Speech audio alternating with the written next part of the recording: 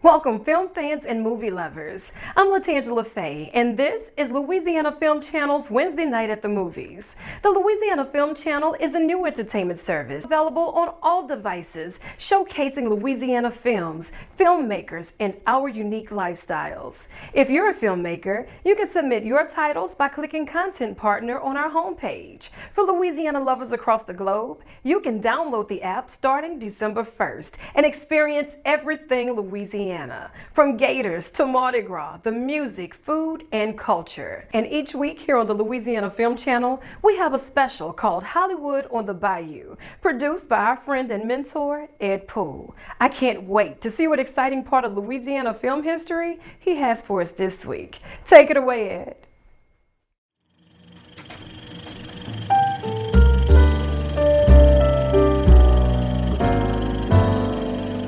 Thanks, Latangela. For this episode of Louisiana Film History Flashback, we present a film that follows the life of a very unusual man who rose from poverty to become the state's governor, Jimmy Davis.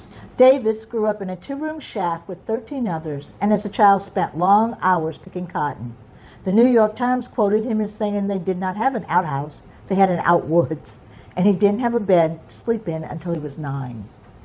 I guess that's why he built a new governor's mansion with 12 bedrooms and 18 bathrooms.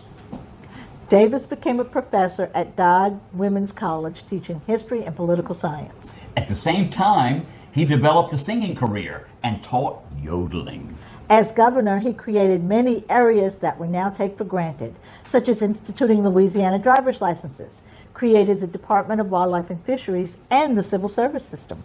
He kept taxes down, took steps to prevent forests from being too depleted, built hospitals, repaired and created roads, and raised teachers' salaries. And he did this while balancing an active film and singing career, acting in 7 films from 1942 to 1950. Governor Edwards was quoted as saying he served 2 terms as governor of Louisiana and was never indicted. That's a genuine achievement. For him, yeah. Over the next 60 years, he was credited with writing hundreds of songs and recording several dozen albums. His signature song, You Are My Sunshine, was recorded by more than 350 artists, sold millions of records, and was translated into 30 languages. So let's flash back to 1947 to take a look at the very complex life of Governor Jimmy Davis and the film Louisiana. In the 1940s, there was little precedent for entertainers becoming successful politicians. This changed when country western singer and actor Jimmy Davis twice became the governor of the state of Louisiana. The 1947 film Louisiana follows the life of Davis from his early years, the trials and errors of climbing through the ranks of both a music career and political career at the same time, and ending with his election to governor in 1944. The movie was based on an original story by Steve Healy. James Houston Davis was born in Beach Springs, Louisiana in Jackson Parish in 1899, the son of a poor sharecropper and one of 11 children. He graduated from Louisiana College and received his master's degree from LSU. He became a professor at Dodd College, performing as a country western singer on the side. In the mid-30s, he signed a record deal with Decca Records and became a popular radio entertainer in Shreveport. In the early 1940s, Davis appeared in several Western movies, including Riding Through Nevada and Strictly in the Groove in 1942, and Frontier Fury in 1943, in which he performed with his band, the Singing Buckaroos. After serving as Shreveport's police commissioner, as well as Louisiana's controller, Davis was elected governor in 1944 and held the office until 1948. He was known for his unconventional, folksy campaigning techniques, which included singing at rallies. He returned to entertaining in the late 1940s, appearing in the 1949 Monogram film Mississippi Rhythm, and became a leading gospel singer in the 1950s. In 1960, he was re-elected to a second 4-year term as governor. In the 1947 film Louisiana, Governor Davis played himself, allowing Monogram publicity to boast that Davis was the only seated governor ever to star in a motion picture. The supporting cast included Margaret Lindsay, John Galladay, Freddie Stewart, Molly Miller, Ralph Frito, Russell Hicks, and Dottie Brown, a Shreveport native making her debut. The Sunshine Serenaders were also featured. Louisiana was directed by Phil Carlson. Production on Louisiana began in mid-February 1947. All exterior shots were filmed in Louisiana, including Louisiana College in Pineville, Doddville College for Women, LSU, the state capitol, and the French Quarter. Local dignitaries appeared in many of the scenes. Davis wrote all or part of each of the 8 songs included in the film, such as You Are My Sunshine, There's a New Moon Over My Shoulder, It Makes No Difference Now, Nobody's Darling But Mine, and You Would Be Satisfied That Way. Louisiana had its world premiere in Shreveport on October the 7th, 1947 at the Strand Majestic Theater. Subsequent presentations were given October 8th at the Saenger in New Orleans, the Hart Theater in Baton Rouge, the Paramount Theater in Alexandria, and the Paramount Theater in Monroe. The general release date was November the 1st, 1947. This has been a presentation of Hollywood on the Bayou, preserving Louisiana's rich film history with books, prints, presentations, and exhibits. If you have questions, comments, or to learn more, you can visit our Facebook page or sign up for our Louisiana in Film newsletter, which is on our website, HollywoodOnTheBayou.com. We hope you enjoyed this episode of Louisiana Film History Flashback. Sue and I thank you, and we'll see you next time. Now, I love movies based on true stories. Here's my co-host, Taylor Sharp, with a film from Christine Chen. Here is Two Roads. Taylor? Thanks, Latangela. We are joined now by filmmaker Christine Chen to talk about her film, Two Roads. Christine, how are you? I'm good. How are you guys? We're doing good. Tell me, look, the filmmaking business is always something that's fascinated me. What made you want to get into this business? I've always liked telling original stories. I felt like filmmaking was the way for me to have a voice. And yeah, it's the place that I feel unafraid of saying how I feel or having an opinion about the world. And yeah, I love filmmaking from the initial concept to the final product, and the process is an unbelievable journey. So I just love filmmaking. Now, is this your first professional film, or have you had some before this?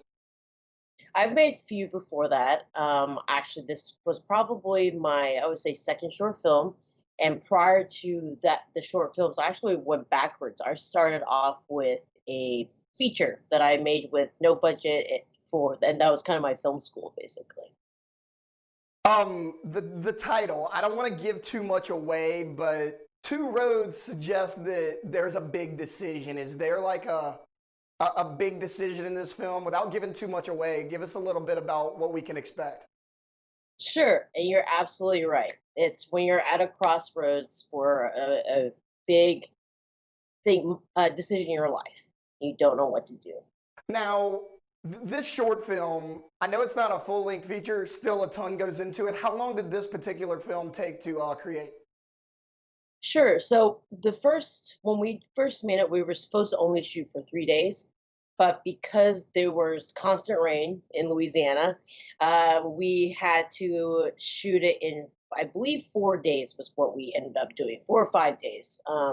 It's unbelievable because most of the film, or I think the entirety of the film is sunny, but that was probably 20% of the time that we were actually filming.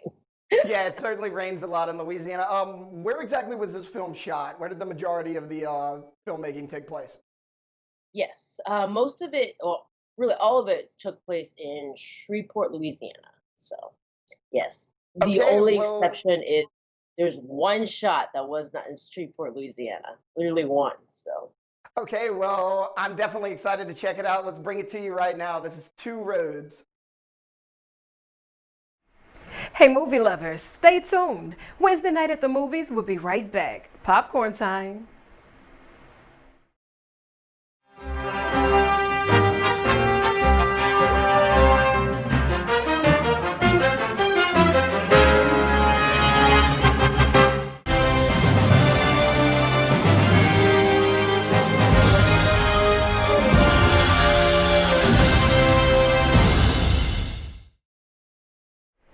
Welcome back, movie lovers. I'm Latangela Faye, and this is Wednesday Night at the Movies, presented by the Louisiana Film Channel. What a great show we've had so far. And now, settle in with your favorite movie snack, and let's pick up where we left off before the break.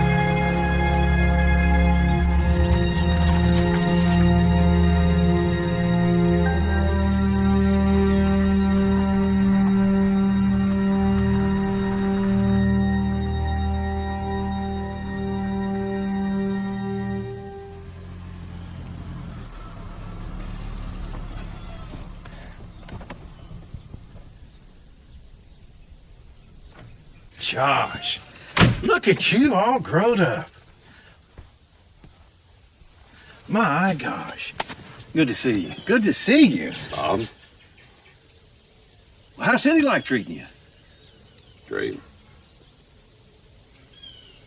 Well, come on in, I'll show you the place. Watch your step.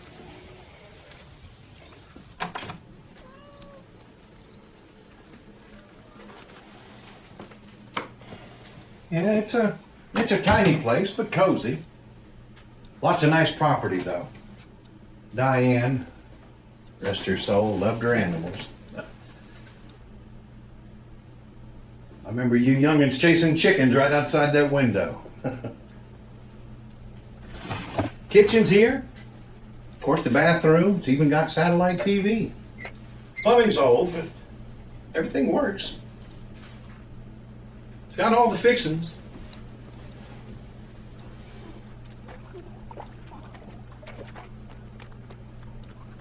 Bob?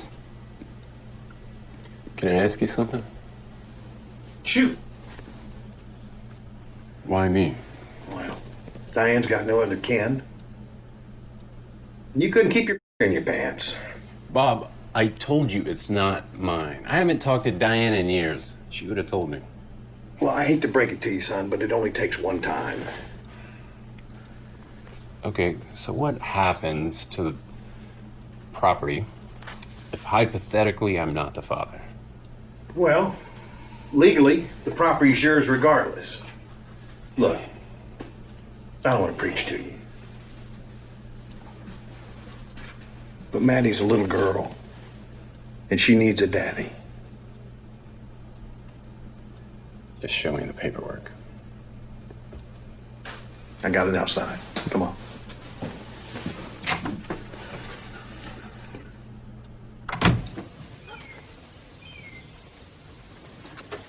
I know it looks like a lot, but just take your time. Read through it carefully.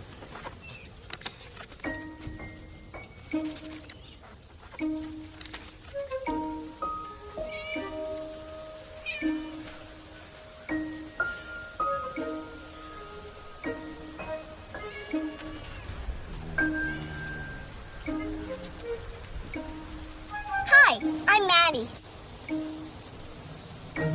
Hello. I'm, You're my dad, right? call me Josh. Look, why don't you hold on to the paperwork and then you can go through it thoroughly. Mary likes me home by 7, so I better get rolling. What about the kid? You two get to know each other. It'll be fine. If you have any questions, just give me a call. I'm just a house down the road. Want to meet my best friend, Fluffy?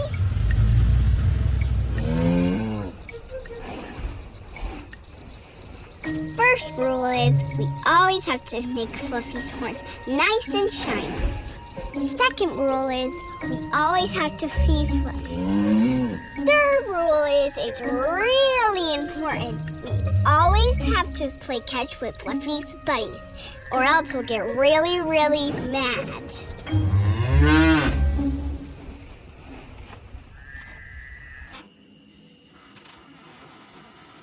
Hey, Dad.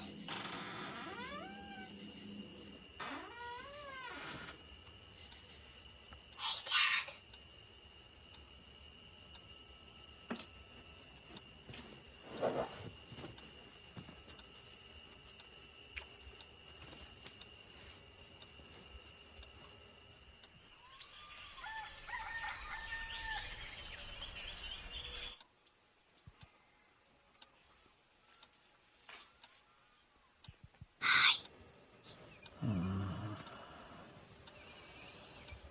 What time is it?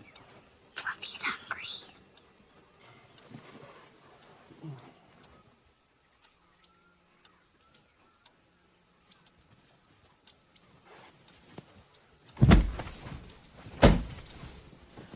All right. Up. Where are we going? Just get in.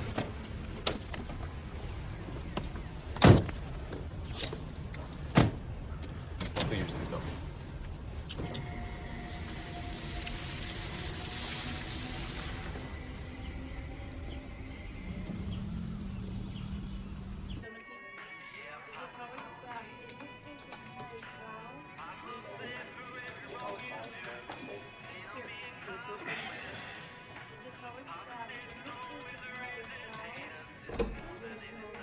Mr. Covert?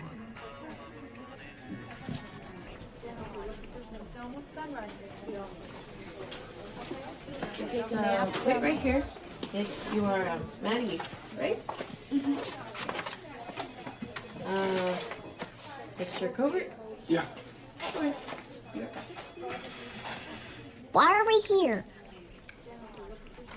All right, Mr. Covert. Just need to take some samples. So there's smoke in it. Yep, very good. Your turn. Let's do exactly what your dad did. Open wide. All right. Awesome. Why do we need to do that? We're just running some tests, sweetie. What kinds of tests? Well, the nurse just. You love lollipops, right, Maddie? Guess what we have out there? Thank you. Okay, so when do I get the results? Typically 2 to 3 business days. 2 to 3 business days? Yeah, sometimes it takes a little bit longer. Just depends. We're a little bit backed up right now, but we'll give you a call as soon as we know, okay? Looks like I'm gonna be here a few more days. This property is gonna put us in the black. I'll keep you posted.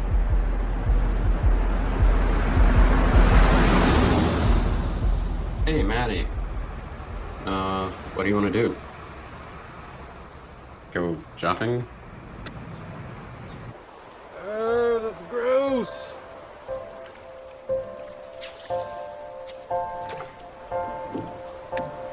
How do you know Mommy? Your mom and I grew up together. So where did you go? I left to start a business.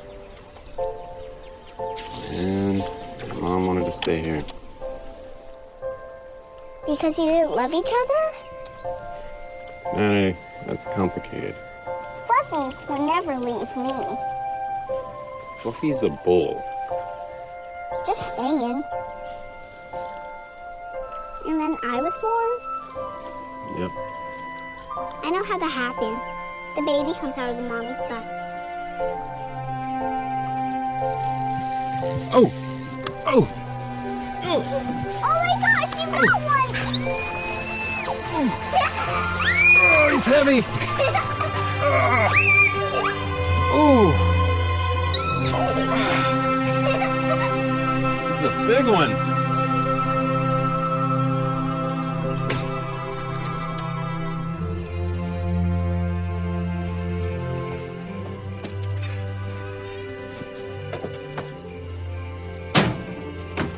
Where have you been? I put Fluffy to bed.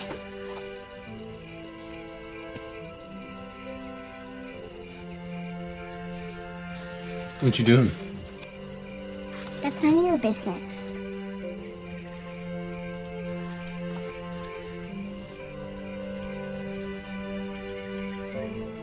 And the raccoon and the hippo and the hedgehog and the skunk. And then the bear let out a big yawn and said, "Night, night, sleep tight."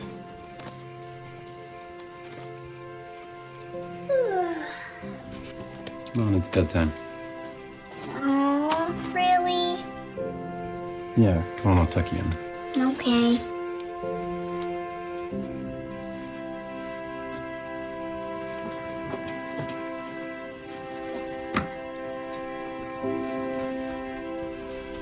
Good night.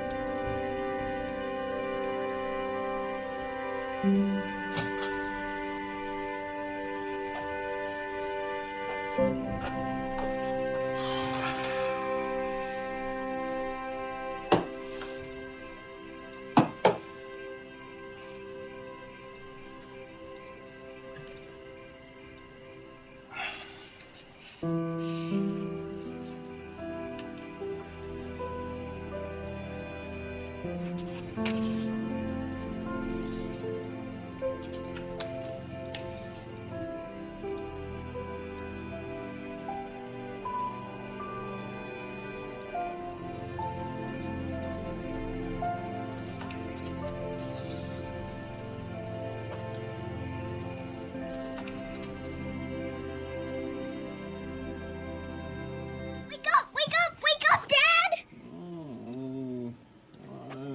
Fluffy's gone!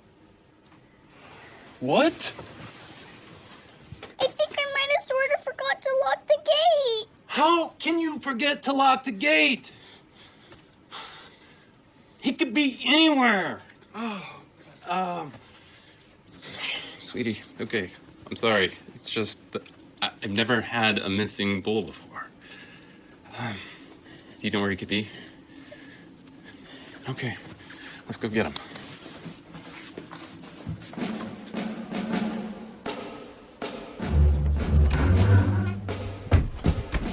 What do I get? Grab the bottom saddle.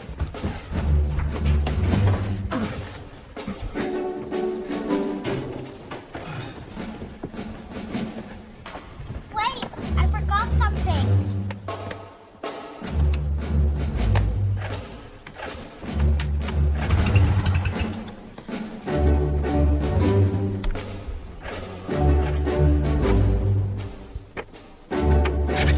Start this.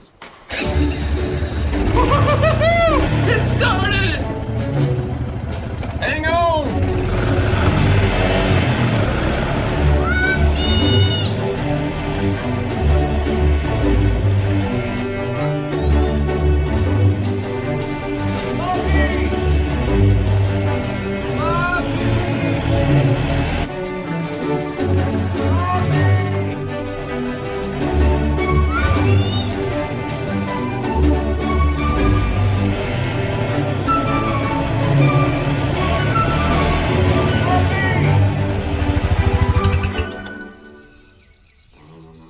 Why'd we stop? You out of gas?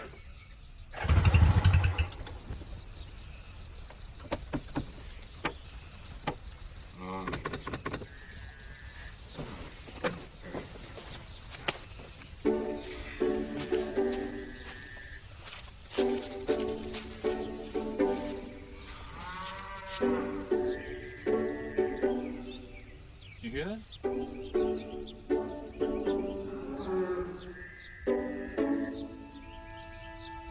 Fluffy! Come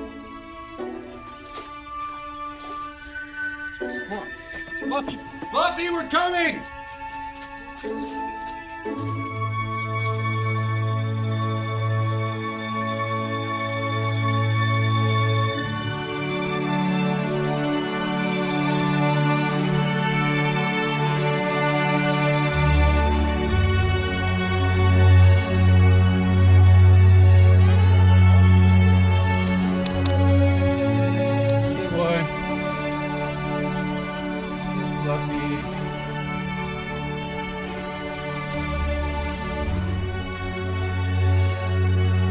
Fluffy. Fluffy.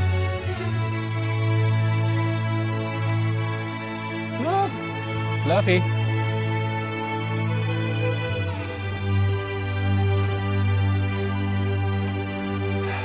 Okay, maybe you try.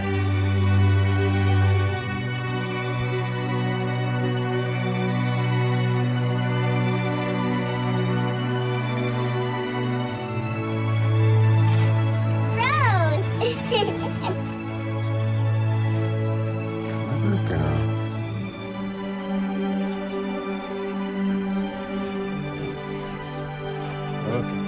Okay. Good, Fluffy. Good, Fluffy. Come on, Fluffy.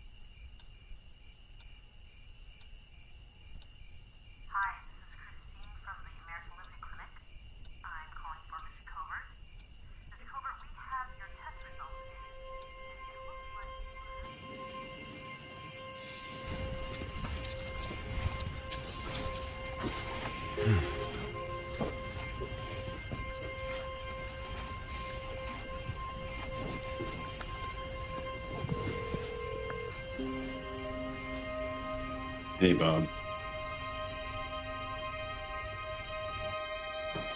So you're just gonna, not even a goodbye. She's young. She'll forget about it. No, where are you going?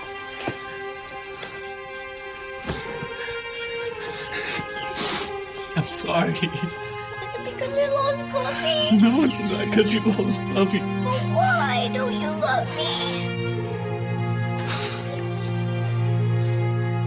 I'll come visit. I promise. Okay? I promise. It's okay. Josh has a plane to catch, but we're gonna go visit him. I promise. It'll be okay. It'll be all right, then.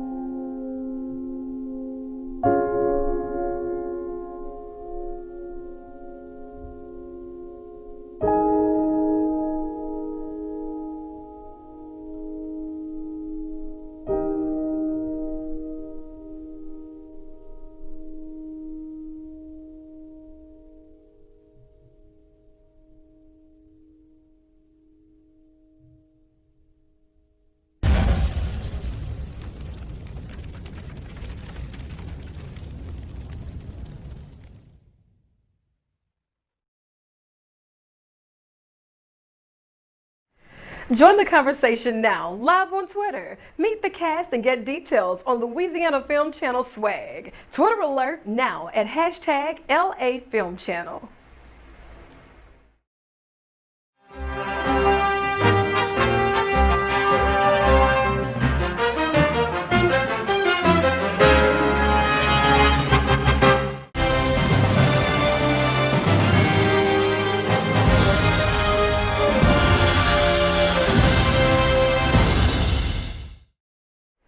Welcome back, movie lovers. I'm Latangela Faye, and this is Wednesday Night at the Movies, presented by the Louisiana Film Channel. What a great show we've had so far. And now, settle in with your favorite movie snack, and let's pick up where we left off before the break.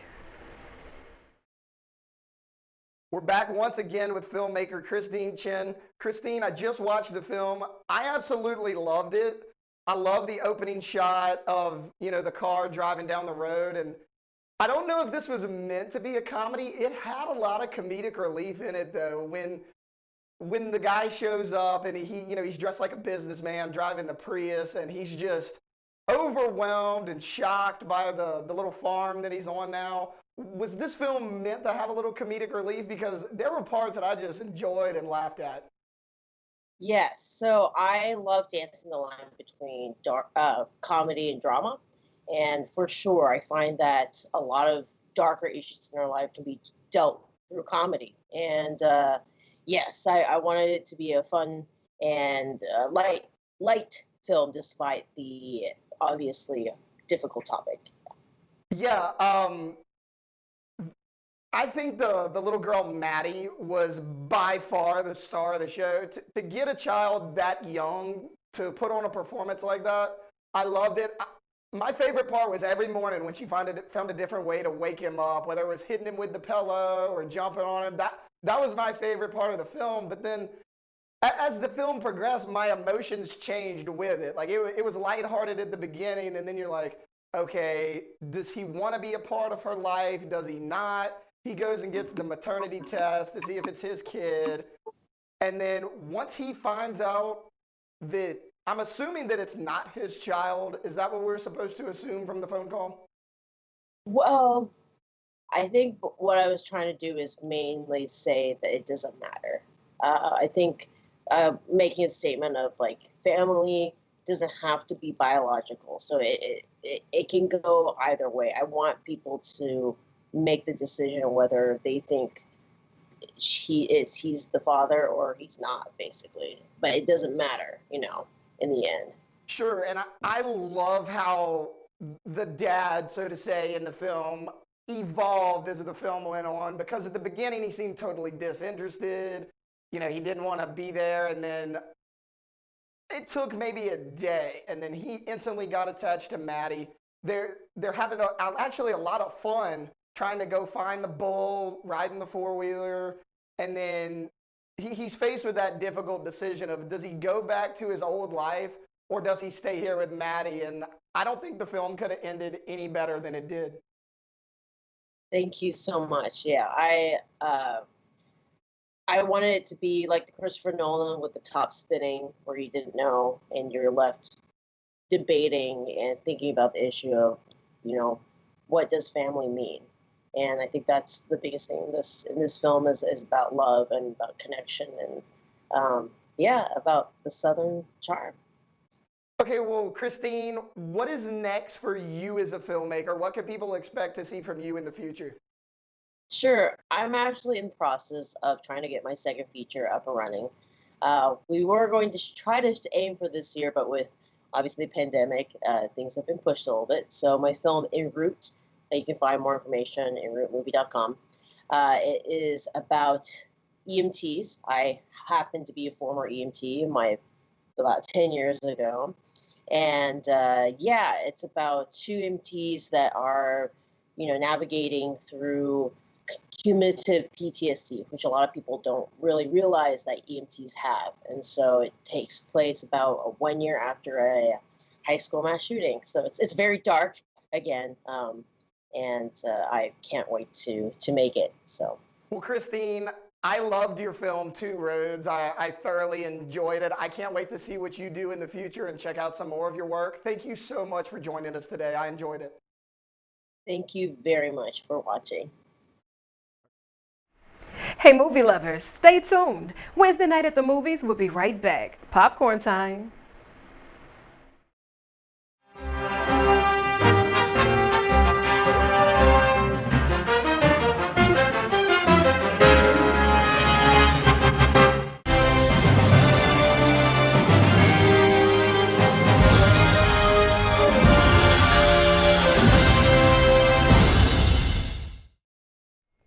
Hope you are joining our conversation live on Twitter right now. We want you to comment on all of this. Now, each week here on the Louisiana Film Channel, we have a special called On Location. I can't wait to see where it takes us this week. Here is On Location.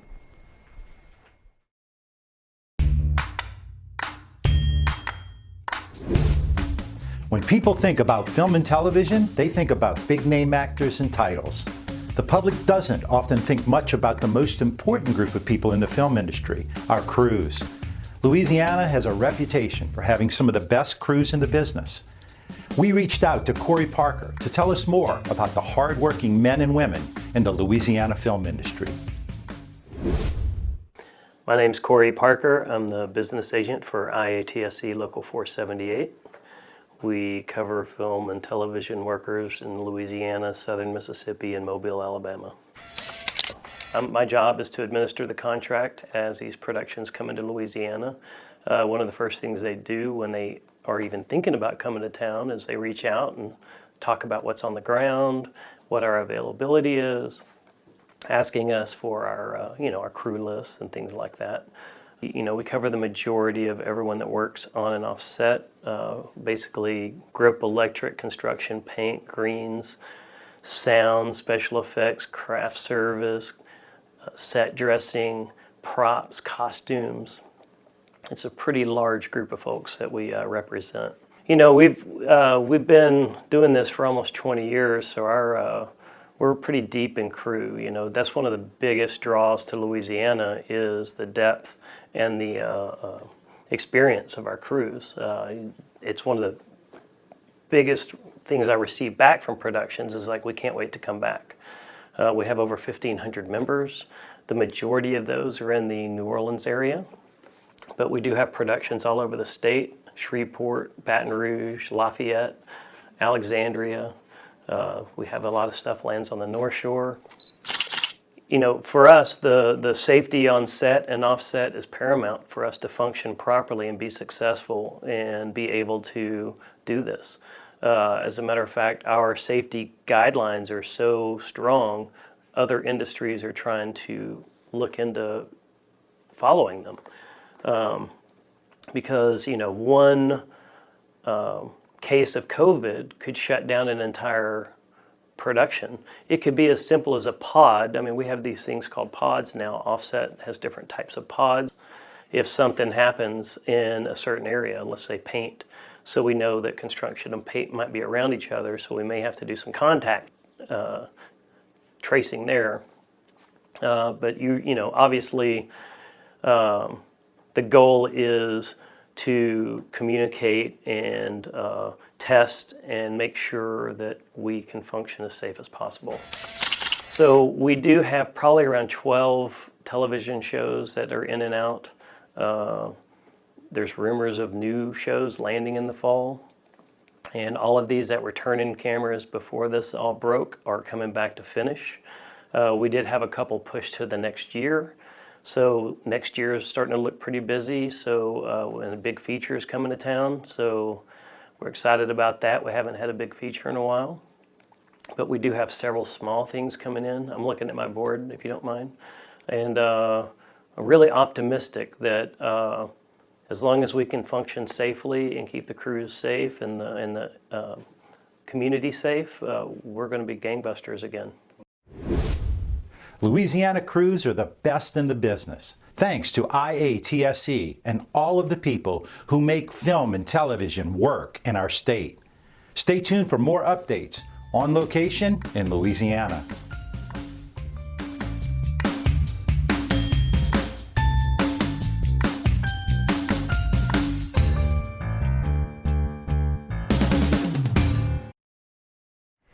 Join the conversation now, live on Twitter. Meet the cast and get details on Louisiana Film Channel swag. Twitter alert now at hashtag LA Film Channel.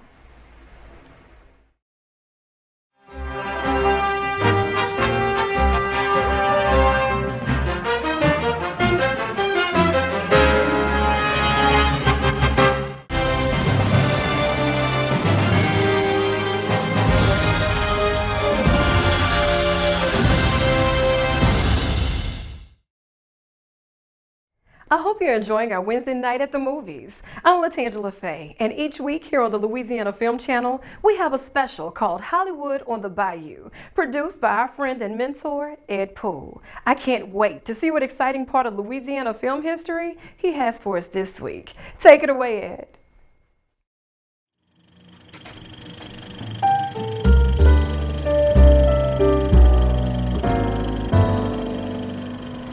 Thanks, Latangela. In this episode of Louisiana Film History Flashback, we want to put the spotlight on how dominant horse racing is in Louisiana. Yes, 200 years ago, the first private racetrack was laid out by Francois Liverday on his plantation in what is now New Orleans Garden District. The first public racetrack was the Eclipse Track, built in 1837 on what is now Audubon Park in New Orleans. So all these bush tracks I've heard about weren't official racetracks? Bush tracks were like Cajun training tracks for both horses and riders, where even children could be the jockey. This is why Louisiana's had so many top-notch jockeys, such as Randy Romero, whose family is well known in the Louisiana horse racing world. Growing up in the country, bush tracks were all the acres of bushes I had to cut down over the summer.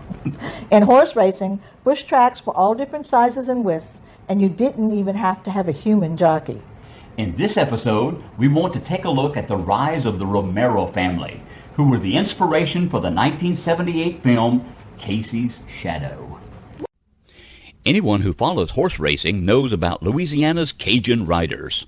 Horsemen born and trained in Louisiana's Acadiana parishes have long dominated racing in the state and beyond. Since 1960, the Kentucky Derby has been won by a Cajun rider 10 times. 5 have been inducted into the Hall of Fame, including legendary jockey Randy Romero. Romero was born into a racing family on December the 22nd, 1957 in Erath, Louisiana. At the age of 9 and a weight of 75 pounds, he began to make a name for himself on the quarter-horse bush tracks. Every weekend, leading up to his 16th birthday, he rode the Louisiana Cajun Racing Circuit, which included Hebert Bounds in Abbeville, Coteau Downs in Coteau, Broussard's Racetrack in Maurice, and Carencro Raceways in Carencro. By the time he began his professional riding career in 1975 at Evangeline Downs in Lafayette, he was already a well-known and seasoned rider. In 1975, Romero rode a horse named Rocket's Magic to a third-place finish in the $1 million All-American Quarter Horse Futurity Stakes at Ruidoso Downs. Rocket's Magic was trained by Randy's brother Gerald and father Lloyd. Bucking the odds, Lloyd Romero put his 16-year-old son Randy aboard his prized quarter horse for the race. The saga of the Romeros, a father and 3 sons, from their racing beginnings in the bush tracks of Cajun country to the biggest quarter horse race in the country, became the inspiration for the 1978 movie Casey's Shadow.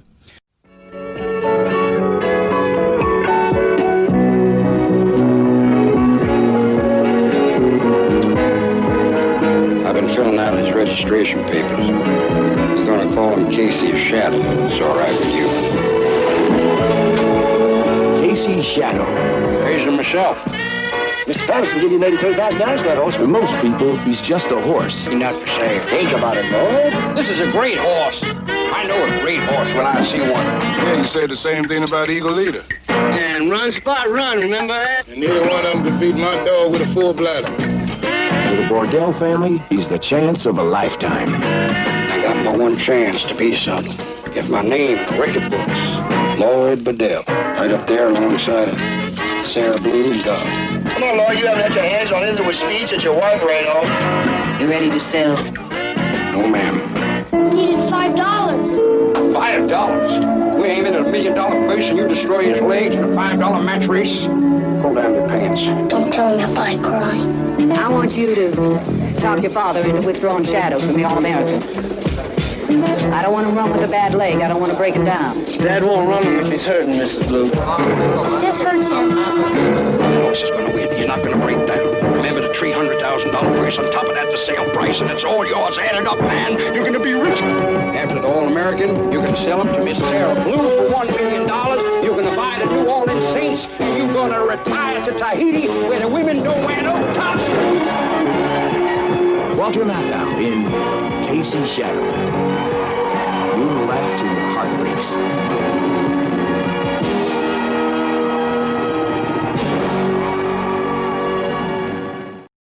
Legendary actor Walter Matthau starred as Lord Bordell, who was affectionately called Coon-ass throughout the film.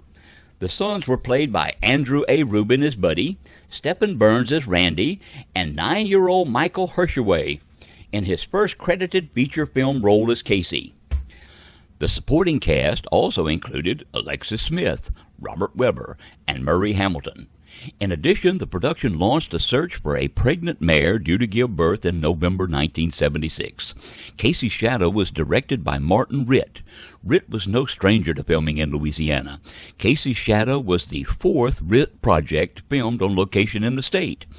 The other films include Long Hot Summer in 1958, The Sound and the Fury in 1959, and Sounder in 1972. Principal photography for Casey's Shadow began on location in New Mexico and Louisiana in August of 1976. Filming locations included scenes in Carencro, featuring the Carencro Raceway Bush Track, and areas around Opelousas, including Evangeline Downs. Scenes were also shot on location in New Mexico during the actual Futurity Stakes.